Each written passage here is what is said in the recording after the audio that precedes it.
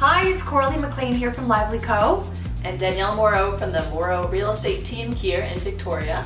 And we decided we wanted to do a joint vlog post about 3 simple things that busy realtors can do to improve their social media.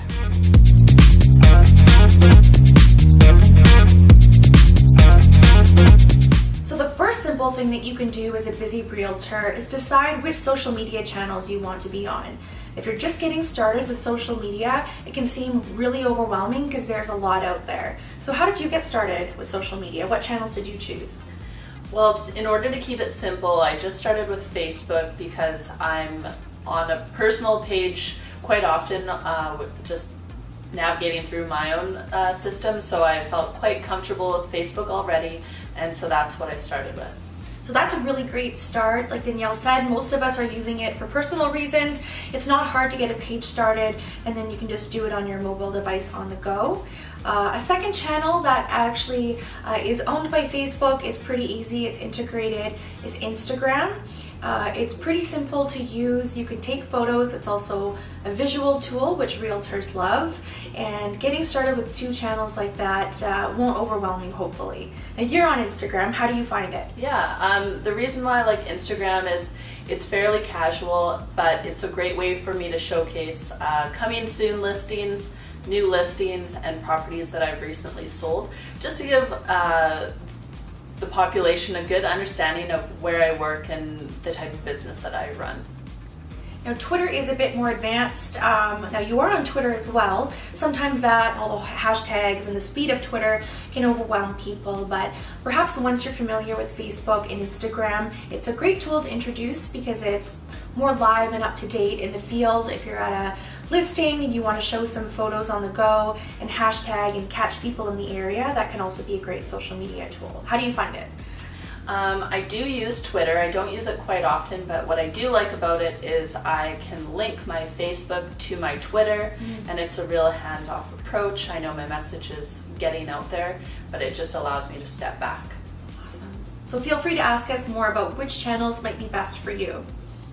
So our second simple tip is to start getting in the habit of posting at open houses or scheduled events or listings as you're there. This can be tricky to get into the habit of using social media, but if you put it in your schedule to do it while you're there, it can become easier. So Danielle, how do you incorporate social media into your schedule?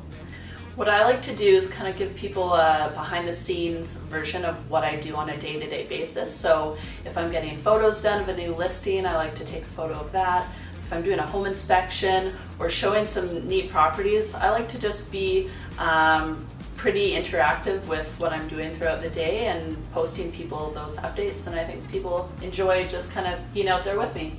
So our last simple tip is to schedule in time to make sure that you're keeping engaged on social media. And what we mean by engagement is liking other people's posts, responding to comments on your posts, and answering DMs or private messages on your channels. It's really important that when you're outputting all the stuff on social media that you don't forget about the incoming stuff, and that it's really important to stay interacted with your followers. So how do you manage all the interactions on social media? It can seem kind of overwhelming. Yeah, you bet. I always make a point to reply back to people if they have a question about a certain property or what I've been up to.